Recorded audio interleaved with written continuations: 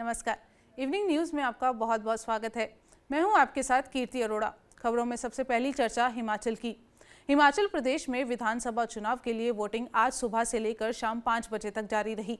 शाम 5 बजे तक कांगड़ा में 71%, किन्नौर में 62%, लाहौल स्पीति में 67.5%, मंडी में 72.9% वोटिंग हुई।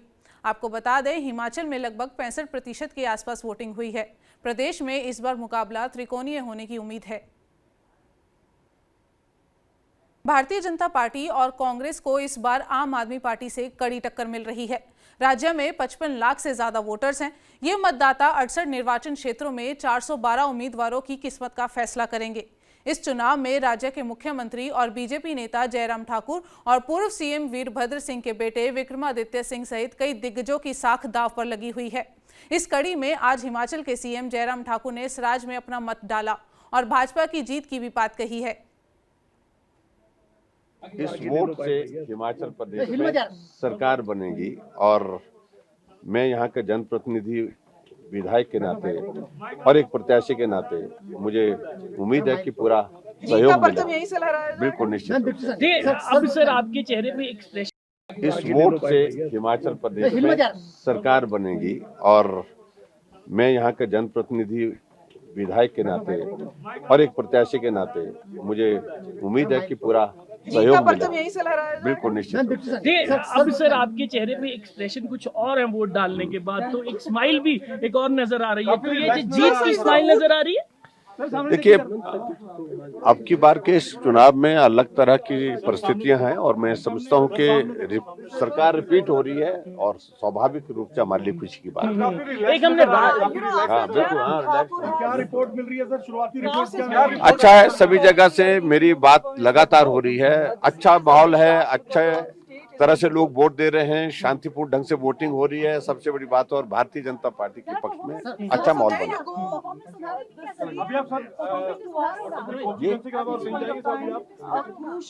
निश्चित रूप से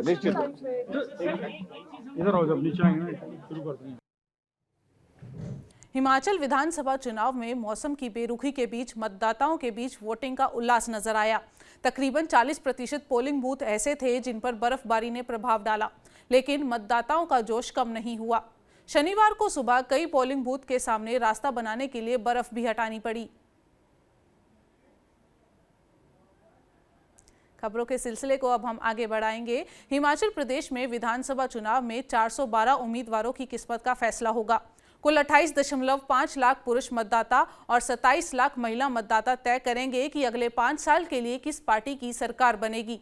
चुनाव आयोग ने 68 सीटों में 7,881 मतदान केंद्र बनाए गए। प्रदेश में आज तक कभी भी लगातार दूसरी बार किसी दल की सरकार नहीं बनी है, लेकिन इस बार भाजपा के राष्ट्रीय अध्यक्ष जगत प्रकाश नड्डा, प्रधानमंत्री नरेंद्र मोदी, गृह मंत्री अमित शाह ने प्रदेश में रिवाज बदलने की बात कही है। लगातार जो चुनाव प्रचार हुआ, आरोप प्रत्यारोप भी हो गए। आज जनता का दिन है। सबसे पहले जो जनता को क्या अपील करेंगे ताकि बम्पर वोटिंग हो सके? एक तो आज उत्सव का दिन है और अवसर का दिन है। उत्सव इसलिए कि प्रजातंत्र के रूप में हम उत्सव मनाते हैं और अपना वोट डालते हैं, और अवसर इस तरीके से कि अगले 5 साल के लिए भारतीय जनता पार्टी को समर्थन आप दें ताकि हिमाचल के जो विकास की कहानी है वो तीव्र गति से आगे बढ़े। डबल इंजन की सरकार की आप बात कर रहे हैं, क्या रिवाज बदलेगा? रिवाज बदलेगा, राज ये जयराम जी का ही रहेगा। बहुत काम हुए हैं यहाँ, लोगों को मोदी जी का आशीर्वाद है और मोदी जी के प्रति अथाह प्रेम और अटूट विश्वास है, और उन्होंने जो काम जो आशीर्वाद दिया है उसको जयराम जी ने पूरी ताकत से जमीन पर उतारा है। कांग्रेस कहती है कि हम 1500 रुपए महिलाओं को देंगे। कांग्रेस कहती है कि हम ओल्ड पेंशन स्कीम लाएंगे। यहाँ पे विकास नहीं हुआ, रोजगार जो है वो नहीं है। अग्निवीर को लेकर बात कर रही है, किस तरीके से आप देखते हैं? आपको लगता है कि ये कांग्रेस खुद ही सीरियस नहीं है? कांग्रेस के वायदों पर वही अमल नहीं कर रहे हैं। उनके लोग ही पूछ रहे हैं पैसा कहाँ से आएगा। और ये ओपीएस की बात की तो ओपीएस बंद किसने किया? आप नहीं किया, आपकी पार्टी ने किया, आपके प्रधानमंत्री थे, आपके मुख्यमंत्री थे। तो उनको कोई सीरियसली लेता नहीं है, और इसलिए उनके कही हुई बातों के कारण कोई चुनाव में कोई फर्क पड़ने वाला ऐसा नहीं। हिमाचल प्रदेश में जहां बीजेपी विकास के अपने एजेंडे पर सवार होकर चुनावी सफलता दोहराने की उम्मीद कर रही है, वहीं विपक्षी कांग्रेस मतदाताओं से वर्तमान सरकार को सत्ता से बेदखल करने की 4 दशक पुरानी परंपरा का पालन करने का अनुरोध कर रही है। इसी बीच पूर्व सीएम वीरभद्र सिंह की पत्नी ने कहा कि कांग्रेस को हिमाचल में 40 से 45 वोटें मिल सकती हैं।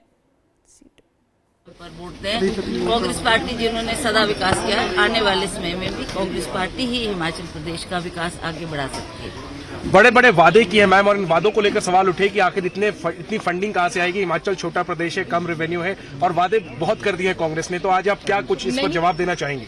देखिए, that we will see, let us form the government, once the government is form then we will see how to tackle the matter. कितनी सीटें जीतने का भरोसा है कांग्रेस पार्टी को? 40-45। की नारा तो आप लोगों ने दे दिया था, कांग्रेस 60 बीजेपी 8, तो क्या वो ऐसे ही जुमला था? वो भी है। हिमाचल प्रदेश में कांग्रेस प्रमुख प्रतिभा सिंह और उनके बेटे विक्रमादित्य सिंह ने रामपुर में मतदान किया। इससे पहले उन्होंने शिमला के शनि मंदिर में पूजा अर्चना की। वहीं हिमाचल में रिवाज को लेकर मतदान को लेकर हुई राजनीति तेज हो गई है। इस बीच TV9 से बातचीत करते हुए पूर्व सीएम दिवंगत वीरभद्र सिंह के और हिमाचल कांग्रेस अध्यक्ष प्रतिभा सिंह के बेटे विक्रमादित्य सिंह ने कहा कि यह हिमाचल है, यहाँ रीति रिवाज नहीं बदलता, सदियों से चल रहा है और दशकों तक चलेगा। हिमाचल में मजबूत सरकार बनने जा रही है और जयराम ठाकुर अपना बोरिया बिस्तर बांध लें। जयराम जी ने एक ही राग लगाया हुआ है, रिवाज बदलूंगा, मगर ये भूल गए हैं ये हिमाचल की परंपराएं, रिवाज, रीति रिवाज बदलने वाले नहीं हैं। ये सैकड़ों सालों से रहे हैं, सदियों से रहे हैं और दशकों तक चलता रहेगा। हिमाचल प्रदेश में एक मजबूत सरकार बनने जा रही है। जयराम जी, आप अपना बोरिया बिस्तर पैक कर लें। प्रदेश में कांग्रेस पार्टी की सरकार बनने जा रही है और एक मजबूत सरकार बनने जा रही है। हिमाचल प्रदेश में विधानसभा चुनाव की शुरुआत में वोटिंग धीमी रही, लेकिन धीरे धीरे इसने गति पकड़ी। इस दौरान अलग अलग राजनीतिक दलों के कई दिग्गज नेताओं ने भी वोट डाला। प्रदेश में कड़ाके की ठंड पड़ रही थी, बावजूद इसके उत्साह चरम पर था। पूर्व मुख्यमंत्री प्रेम कुमार धूमल अपने बेटे और केंद्रीय मंत्री अनुराग ठाकुर के साथ परिवार के अन्य सदस्यों सहित हमीरपुर में एक बूथ पर जाकर मतदान किया। इसी दौरान TV9 से खास बातचीत के दौरान केंद्रीय मंत्री अनुराग ठाकुर ने कहा कि कांग्रेस सत्ता में झूठ बोलकर आती है, कभी वादे पूरे नहीं करती। कांग्रेस ने वोट लिए और सत्ता में आकर नोट बटोरने का काम किया है। कांग्रेस झूठे वादे करने में माहिर है, झूठे वादे करती रही और कभी पूरे नहीं किए। वोट लिए, सत्ता में आके नोट बटोरने का काम किया है। हिमाचल की जनता याद करती है जब इन्होंने कहा था कि हर घर से एक व्यक्ति को सरकारी नौकरी देंगे, नहीं दिया। फिर अगली बार सत्ता में आने से पहले उन्होंने वायदा किया था बेरोजगारी भत्ता देंगे, नहीं दिया। फिर कहा था किसानों के कर्जे माफ करेंगे, नहीं किया। तो कांग्रेस कहती है, करती नहीं है। लोग इनका असली चेहरा जानते हैं। उम्मीद है कि डबल इंजन की सरकार वापस आने वाली है हिमाचल में। निश्चित तौर पर जिस तरह से मोदी जी ने दिल खोलकर हिमाचल प्रदेश को दिया है और जिस तरह से जयराम जी ने हिमाचल प्रदेश में चहुमुखी विकास किया, मुझे पूर्ण विश्वास है जनता फिर एक बार अवसर देगी ताकि विकास भी जारी रहे, गरीबों का कल्याण भी होता रहे। अगली खबर दिल्ली से है। दिल्ली के मुख्यमंत्री अरविंद केजरीवाल ने प्रेस कॉन्फ्रेंस में सुकेश चंद्रशेखर, उपराज्यपाल और पीएम मोदी पर निशाना साधा। उन्होंने कहा कि एलजी और बीजेपी रोज दिल्ली की जनता को परेशान कर रहे हैं। आगे उन्होंने कहा कि बीजेपी का नया स्टार प्रचारक है सुकेश चंद्रशेखर। वो उन्हीं की तरह भाषा बोल रहा है। वो बीजेपी में शामिल होने के लिए पूरी तरह से ट्रेन हो गया है। ये लोग उसे किसी भी दिन शामिल करवा सकते हैं। आजकल मोदी जी की सभा में भीड़ भी नहीं आ रही है। मोदी जी रोड शो के दौरान एक तरफ सुकेश को भी खड़ा कर दे, उसे देखकर भीड़ आएगी, क्योंकि उसके पास सुनाने के लिए बहुत सी मनोहर कहानियां हैं। मतलब वो वोट किस चीज पे मांग रहे हैं? इस चीज पे केजरीवाल राक्षस है।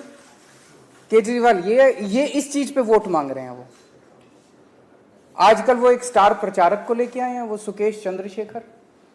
वो मैं तो उनसे मतलब वो आजकल वही सेम भाषा सीख रहा है वो इसकी, जो बीजेपी वालों के। बीजेपी वाले भी अपनी प्रेस कॉन्फ्रेंस में कहते हैं केजरीवाल का लाई डिटेक्टर टेस्ट होना चाहिए। वो भी कहने लग गया कि तो वो बिल्कुल ट्रेन हो गया बीजेपी में शामिल होने के लिए। किसी भी दिन हो सकता है कि ये लोग शामिल करा लें और उसे तो स्टार प्रचारक बनाना चाहिए, क्योंकि आजकल मैंने सुना है मोदी जी की सभाओं में भीड़ भी नहीं आ रही है। बड़ौदा में उन्होंने वो किया था अभी रोड शो, 700 लोग थे उनके रोड शो में। सारे चैनलों को फ़ोन किया गया इसको लाइव मत दिखाना, क्योंकि बेइज्जती हो जाएगी।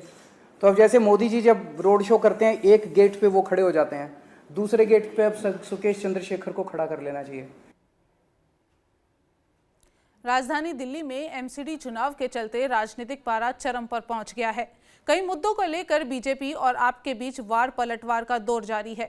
शनिवार को बीजेपी ने प्रेस कॉन्फ्रेंस कर आप के मुखिया अरविंद केजरीवाल को निशाने पर लिया। गौरव भाटिया ने अरविंद केजरीवाल को फर्जीवाल और ढोंगी तक बता दिया। बीजेपी नेता गौरव भाटिया ने गुजरात विधानसभा चुनाव में आप नेता गोपाल इटालिया को स्टार प्रचारक बनाए जाने पर भी केजरीवाल को निशाने पर लिया। उन्होंने कहा कि गोपाल इटालिया भी हिंदुओं की भावना को आहत करने के लिए जाने जाते हैं और उनको स्टार प्रचारक बना देते हैं। DND डी ढोंगी अरविंद केजरीवाल, एन से निकम्मा अरविंद केजरीवाल और दूसरे डी से डरपोक अरविंद केजरीवाल। और मैं वजह बताऊंगा।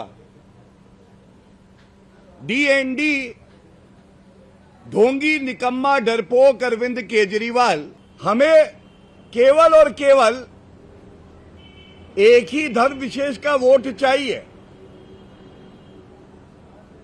वक्फ बोर्ड में मैं 100 करोड़ रुपए दूंगा। मैं मौलवियों को, मुफ्तियों को भत्ता भी दूंगा। हिंदुओं का क्या है? तुम गाली दो, मैं तुम्हें स्टार कैंपेनर बनाऊंगा। और ये कहना गलत नहीं होगा कि ये गलती से मिस्टेक नहीं हुआ। ਅਗਲੀ ਖਬਰ ਪੰਜਾਬ ਤੋਂ। ਲਹਿਰਗਾਗਾ ਦੇ ਨਜ਼ਦੀਕ ਪੈਂਦੇ ਪਿੰਡ ਸਲੇਮਗੜ੍ਹ ਦੇ ਕੋਲ ਸ਼ੋਰੂਮ ਦੇ ਪੈਰੇ ਲੈਂਟਰ ਥੱਲੇ ਇੱਕ ਨੌਜਵਾਨ ਦੀ ਮੌਤ ਹੋ ਗਈ, ਜਿਸ ਨੂੰ ਇਨਸਾਫ ਦਿਲਵਾਉਣ ਲਈ ਖੇਤ ਮਜ਼ਦੂਰ ਯੂਨੀਅਨ ਤੇ ਪਿੰਡ ਵਾਸੀਆਂ ਵੱਲੋਂ SDM ਦਫ਼ਤਰ ਵਿਖੇ ਧਰਨਾ ਦਿੱਤਾ ਗਿਆ। ਲੈਂਟਰ ਐਕਸੀਡੈਂਟ ਨੂੰ ਲੈ ਕੇ ਠੇਕੇਦਾਰ ਅਤੇ ਮਾਲਕ ਦੇ ਖਿਲਾਫ ਸਖਤ ਕਾਰਵਾਈ ਦੀ ਮੰਗ ਕੀਤੀ ਗਈ ਤੇ ਇਸ ਦੇ ਨਾਲ ਹੀ ਪੰਜਾਬ ਸਰਕਾਰ ਤੋਂ ਮ੍ਰਿਤਕ ਅਤੇ ਜ਼ਖਮੀ ਮਜ਼ਦੂਰਾਂ ਦੇ ਪਰਿਵਾਰਾਂ ਲਈ ਮੁਆਵਜ਼ੇ ਦੀ ਵੀ ਮੰਗ ਕੀਤੀ ਗਈ ਹੈ। मेरा नाम गोपी गेरा कलर भैनी जी। ਅੱਜ ਧਰਨਾ ਲਾਇਆ ਗਿਆ ਜਿਹੜਾ ਕੱਲ ਨੌਜਵਾਨ ਦਾ ਐਕਸੀਡੈਂਟ ਹੋਇਆ ਇਹ ਮੰਗ ਇਹ ਹੈ ਜੀ, ਜਿਹੜਾ ਗੁਰਪ੍ਰੀਤ ਸੀਗਾ ਮਜ਼ਦੂਰ ਪਰਿਵਾਰ ਦੇ ਵਿੱਚੋਂ, ਪਿੰਡ ਢੀਂਡਸਿਆਂ ਦੇ ਵਿੱਚੋਂ, ਤੇ ਉਹ ਇੱਥੇ ਆਪਣੇ ਸਲੇਮਗੜ੍ਹ ਦੇ ਵਿੱਚ ਸਾਬਕਾ ASI ਆ ਕੋਈ, ਉਹ ਆਪਦਾ ਸ਼ੋਰੂਮ ਬਣਾ ਰਿਹਾ ਸੀ ਤੇ ਉਹਦੇ 'ਚ ਜਿਹੜੇ ਠੇਕੇਦਾਰ ਦੀ ਤੇ ਮਾਲਕ ਦੀ ਬਹੁਤ ਨਲਾਇਕੀ ਸੀ ਉਹਦੇ 'ਚ ਪ੍ਰਬੰਧ ਦੀ, ਵੀ ਸਪੋਰਟਾਂ ਵਾਲਾ ਤੇ ਕੋਈ ਬੀਮ ਦਾ ਜਿਹੜਾ ਥੱਲੇ ਬੁਰਜੀਆਂ ਵਰਜੀਆਂ ਲਾਉਣ ਦਾ, ਤੇ ਉਹ ਜਿਹੜੇ ਗਾਰਡਰ ਸੀ ਉਹ ਵੀ ਦੂਰੇ ਹੋ ਗਏ ਜਮਾਂ। ਉਹਦੇ ਵਿੱਚ ਗੁਰਪ੍ਰੀਤ ਸਿੰਘ ਦੀ ਢੀਂਡਸਿਆਂ ਦੀ ਜਿਹੜੇ ਉੱਥੇ ਨਾਲ ਦੇ ਨਾਲ ਹਾਦਸੇ ਦੇ ਵਿੱਚ ਉਹਦੇ 'ਚ ਮੌਤ ਹੋ ਗਈ ਤੇ 5 ਬੰਦੇ ਹੋਰ ਜਿਹੜੇ ਉਹ ਜ਼ਖਮੀ ਹੋ ਗਏ। ਸਾਡੀ ਅੱਜ ਇਹ ਮੰਗ ਹੈ ਵੀ ਜਿਹੜੀ ਸਰਕਾਰ ਵੱਲੋਂ ਵੀ ਉਹ ਪਰਿਵਾਰ ਦੇ ਜਿਹੜੇ ਜ਼ਖਮੀ ਹੋਏ ਨਾ ਉਹਨਾਂ ਦਾ ਇਲਾਜ ਫ੍ਰੀ ਕੀਤਾ ਜਾਵੇ ਤੇ ਜਿਹੜਾ ਪਰਿਵਾਰ ਜੋ ਮੁੰਡਾ ਨੌਜਵਾਨ ਵਿਛੜ ਗਿਆ ਗੁਰਪ੍ਰੀਤ ਤੇ ਉਹਦੇ ਪਰਿਵਾਰ ਨੂੰ ਮੁਆਵਜ਼ਾ ਵੀ ਦਿੱਤਾ ਜਾਵੇ। ਤੇ ਇਸ ਗੱਲ ਕਰਕੇ ਜੋ ਪੰਜੀਕਰਨ ਵੱਲੋਂ ਬੋਰਡ ਹੈ ਜਿਹੜਾ, ਉਹਦੇ ਵੱਲੋਂ ਵੀ ਉਹਨਾਂ ਕੋਲ ਵੀ ਫੰਡ ਹੈਗੇ ਨਾ ਤੇ ਉਹ ਵੀ ਸਰਕਾਰ ਉਧਰੋਂ ਇਹ ਮਜ਼ਦੂਰ ਗਰੀਬ ਪਰਿਵਾਰ ਹੈ ਜਿਹੜਾ ਉਹਨਾਂ ਨੂੰ ਜਿਹੜਾ ਇਹ ਮਦਦ ਕੀਤੀ ਜਾਵੇ। ਠੇਕੇਦਾਰ ਨੂੰ ਲੈ ਕੇ ਕਹਿ ਰਹੇ ਹੋ ਤੁਸੀਂ ਵੀ ਜਿਹੜਾ ਉੱਥੇ ਕੋਈ ਉਚੇਰੇ ਪ੍ਰਬੰਧ ਨਹੀਂ ਸੀ, ਉਸ ਸੰਬੰਧੀ ਉਹਨਾਂ ਤੇ ਕਾਰਵਾਈ ਕੀਤੀ ਜਾਵੇ। ਉਹ ਕਾਰਵਾਈ ਦੀ ਮੰਗ ਕਰ ਰਹੇ ਹਾਂ ਅਸੀਂ ਵੀ, ਮਾਲਕ ਤੇ ਵੀ ਕਾਰਵਾਈ ਕੀਤੀ ਜਾਵੇ। ਜਿਹੜਾ ਠੇਕੇਦਾਰ ਹੈ ਉਹਨਾਂ ਕੋਲੋਂ ਕੋਈ ਪ੍ਰਬੰਧ ਨਹੀਂ ਸੀਗਾ ਤੇ ਉਹਨਾਂ ਤੇ ਵੀ ਕਾਰਵਾਈ ਕੀਤੀ। ਸੁਨਾਮ ਪੁਲਿਸ ਨੇ 3 ਵੱਖ-ਵੱਖ ਕੇਸਾਂ ਵਿੱਚ 29 ਗ੍ਰਾਮ ਹੈਰੋਇਨ ਬਰਾਮਦ ਕੀਤੀ ਹੈ। ਮਿਲੀ ਜਾਣਕਾਰੀ ਅਨੁਸਾਰ ਪੁਲਿਸ ਵੱਲੋਂ ਫੜੇ ਗਏ 3 ਨਸ਼ਾ ਤਸਕਰਾਂ ਤੇ ਦਰਜਨਾਂ ਤੋਂ ਵੱਧ ਮਾਮਲੇ ਦਰਜ ਸਨ। ਪਹਿਲਾਂ ਤੋਂ ਹੀ ਇਹ ਮਾਮਲੇ ਉਹਨਾਂ ਤੇ ਚੱਲ ਰਹੇ ਸੀ। ਅਧਿਕਾਰੀ ਅਨੁਸਾਰ ਜ਼ਮਾਨਤ ਤੇ ਆਉਣ ਤੋਂ ਬਾਅਦ ਉਹਨਾਂ ਦਾ ਧਿਆਨ ਖਤਮ ਹੋ ਜਾਣ ਤੇ ਜ਼ਿਆਦਾਤਰ ਨਸ਼ੇ ਦੇ ਕਾਰੋਬਾਰੀ ਇਹ ਵਾਪਸ ਤਸਕਰ ਕਰਨਾ ਸ਼ੁਰੂ ਕਰ ਦਿੰਦੇ ਨੇ। ਤੁਹਾਨੂੰ ਦੱਸ ਦਈਏ ਕਿ ਇਹਨਾਂ ਨਸ਼ਾ ਤਸਕਰਾਂ ਵਿੱਚ 2 ਮਹਿਲਾ ਵੀ ਸ਼ਾਮਿਲ ਹਨ। ਪੰਜਾਬ ਸਰਕਾਰ ਦੇ ਫੈਸਲੇ ਮੁਤਾਬਕ ਮਾਨਯੋਗ DGP ਸਾਹਿਬ ਵੱਲੋਂ ਵੱਖ-ਵੱਖ ਸੀਨੀਅਰ ਅਧਿਕਾਰੀਆਂ ਵੱਲੋਂ SSP ਸਾਹਿਬ ਸਰਦਾਰ ਮਨਦੀਪ ਸਿੰਘ ਸਿੱਧੂ ਜੀ ਵੱਲੋਂ ਸਾਨੂੰ ਨਸ਼ੇ ਦੇ ਖਿਲਾਫ ਸਖਤ ਕਾਰਵਾਈ ਕਰਨ ਦੇ ਆਦੇਸ਼ ਦਿੱਤੇ ਹੋਏ ਨੇ। ਤਾਂ ਇਸ ਦੇ ਚੱਲਦੇ ਅਸੀਂ ਸਪੈਸ਼ਲ ਸਰਚ ਆਪਰੇਸ਼ਨ, ਨਾਕਾਬੰਦੀਆਂ ਅਤੇ ਖੁਫੀਆ ਤੌਰ ਤੇ ਸੋਰਸ ਲਾਏ ਹੁੰਦੇ ਨੇ। ਇਸ ਦੇ ਚੱਲਦੇ 5-6 ਮੁਕੱਦਮੇ ਦਰਜ ਕੀਤੇ ਨੇ, ਜਿਹਦੇ 'ਚ ਹੈਰੋਇਨ ਬਰਾਮਦ ਕੀਤੀ ਹੈ ਜਿਹਨੂੰ ਚਿੱਟਾ ਵੀ ਕਹਿ ਦਿੰਦੇ ਆ। ਇਸ ਤੋਂ ਇਲਾਵਾ ਚੂਰਾ ਪੋਸਤ ਬਰਾਮਦ ਕੀਤੀ ਹੈ ਤੇ ਇੱਕ recently Rani Kaur wife of Makhan Singh ਨਾਮ ਦੀ ਔਰਤ ਹੈ, ਉਹਦੇ ਖਿਲਾਫ ਬਹੁਤ ਮੁਕੱਦਮੇ ਪਹਿਲਾਂ ਵੀ ਦਰਜ ਨੇ। ਉਹਨੂੰ ਅਰੈਸਟ ਕਰਕੇ ਉਹਦੇ ਕੋਲੋਂ 13 ਗ੍ਰਾਮ ਅਸੀਂ ਹੈਰੋਇਨ ਬਰਾਮਦ ਕੀਤੀ ਹੈ। 2 ਮੁਕੱਦਮੇ ਅਸੀਂ ਕੱਲ੍ਹ ਦਰਜ ਕੀਤੇ ਨੇ। ਉਹਦੇ 'ਚ ਇੱਕ ਮੂਰਤੀ ਦੇਵੀ ਇੱਕ ਹੋਰ ਔਰਤ ਹੈ, ਉਹਦੇ ਖਿਲਾਫ ਵੀ ਬਹੁਤ ਮੁਕੱਦਮੇ ਦਰਜ ਨੇ। ਉਹਦੇ ਕੋਲੋਂ 10 ਗ੍ਰਾਮ ਦੇ ਕਰੀਬ ਹੈਰੋਇਨ ਬਰਾਮਦ ਕੀਤੀ ਹੈ। ਇੱਕ ਹੋਰ ਵਿਅਕਤੀ ਹੈਗਾ, ਇੱਕ ਇੱਥੇ ਭਜਨ ਨਾਮ ਦਾ ਇੱਕ ਸਮਗਲਰ ਸੀਗੀ, ਉਹਦੀ ਡੈਥ ਹੋ ਚੁੱਕੀ ਹੈ। ਉਹਦਾ ਪੋਤਰਾ ਗੁਰਪ੍ਰੀਤ ਸਿੰਘ, ਉਹਨੂੰ ਅਰੈਸਟ ਕਰਕੇ ਉਹਦੇ ਕੋਲੋਂ ਵੀ 6 ਗ੍ਰਾਮ ਹੈਰੋਇਨ ਬਰਾਮਦ ਕੀਤੀ ਗਈ ਹੈ। अगली खबर हरियाणा से है। हरियाणा के 9 जिलों में पंच सरपंच चुनाव के दूसरे चरण के लिए मतदान हुआ। ये मतदान अंबाला, चरखी, दादरी, गुरुग्राम, करनाल, कुरुक्षेत्र, रेवाड़ी, रोहतक, सिरसा और सोनीपत जिलों के 57 ब्लॉक में 2683 सरपंचों और 25655 पदों के लिए हुआ। मतदान शाम 6 बजे तक चला। सुबह 7 बजे से ही मतदान केंद्रों में भीड़ लग गई। इस दौरान बुजुर्गों ने भी पूरी जिम्मेदारी से अपना वोट डाला। अगली खबर जम्मू से है। अनंतनाग में मौजूद पीडीपी चीफ महबूबा मुफ्ती ने केंद्र सरकार पर निशाना साधा। उन्होंने कहा कि केंद्र में बैठी सरकार सभी चीजों को उलट पुलट करने के लिए है। इस दौरान उन्होंने कहा कि बीजेपी केवल कश्मीरी पंडितों को वोट इस्तेमाल करती है, उनकी चिंता नहीं करती। वहीं उन्होंने चुनाव आयोग पर बड़ा आरोप लगाते हुए कहा कि इलेक्शन कमीशन बीजेपी का हाथ बन गया है और कठपुतली बनकर रह गया है। देखिए, जो इस वक्त जो सरकार है इस वक्त बैठी हुई है, वो हर चीज़ को उलट पुलट करने के लिए बैठी हुई है। अभी जो हमारे कश्मीरी पंडित पिछले कितने महीनों से वो जम्मू में दर बदर और खार हो रहे हैं, वो ये कह रहे हैं कि जब तक कश्मीर में हालात ठीक हो जाए तब तक हमें आप कर लीजिए। कभी उनकी का राशन बंद करते हैं, उनका जो दर्द है उसको इस्तेमाल करती है बीजेपी वोट बटोरने के लिए। इनको किसी का कंसर्न नहीं, चाहे वो कश्मीरी पंडित हो चाहे कोई और हो, ये सिर्फ अपना इलेक्शन जीतना चाहते हैं और वोट बटोरना चाहते हैं। उसके अलावा इनकी पॉलिटिक्स और कुछ भी नहीं है। नहीं, वो मैं कैसे कह सकती हूँ, मैं क्या कह सकती हूँ? तो इलेक्शन कमीशन ही उसका फैसला कर सकता है, मैं कोई फैसला कर सकती हूँ उसका क्या? तो अभी इस तरह से क्या लग रहा है आपको कि जिस तरह से पॉलिटिकल रिपोर्ट बनाया जा रहा है, बार बार इलेक्शन का जायजा दिया जा रहा है, लेकिन ज़मीनी सतह पर जो है इलेक्शन नहीं लग रहा है कि इलेक्शन हो रहे हैं, तो इस वजह से क्या कहना चाहिए? मैं क्या कहूँ, मैंने बोला ये तो इलेक्शन कमीशन का काम है, उससे ज़्यादा ये बीजेपी का काम है, क्योंकि इलेक्शन कमीशन जो है बीजेपी की वो एक ब्रांच बन गई है, उसका एक हाथ बन गई है। क्योंकि अगर आपने देखा जो हिमाचल प्रदेश में जिस तरह से मज़हब के नाम पे जो बीजेपी की लीडरशिप प्रचार करती है, प्रोपागंडा करती है, और इलेक्शन कमीशन तमाशा देख रहा है। मुसलमानों को खुलेआम धमकियां दी जाती है मुल्क के अंदर, इलेक्शन कमीशन बिल्कुल खामोश है। तो इलेक्शन कमीशन तो कोई इंडिपेंडेंट नहीं है जैसे पहले होता था। इस मुल्क को, हिंदुस्तान को फ़ख्र था, यहाँ के जो इलेक्शन कमिश्नर हैं उनको दुनिया में बुलाया जाता था कि हमें बताओ इलेक्शन कैसे करें। मगर आज हमारा इलेक्शन कमीशन इतना सबवर्ट किया गया है कि वो एक कठपुतली बन गया है। इसलिए इलेक्शन कमीशन वही करेगा जब उसको बीजेपी इशारा देगी इलेक्शन करना है तो इलेक्शन करेंगे। खबरों में आज बस इतना ही। अभी वक्त हो गया है आपसे इजाजत लेने का। अपने राज्य से जुड़ी हर खबर के लिए आप बने रहिए TV9 पंजाब हिमाचल के साथ और देखते रहें इवनिंग न्यूज़। नमस्कार।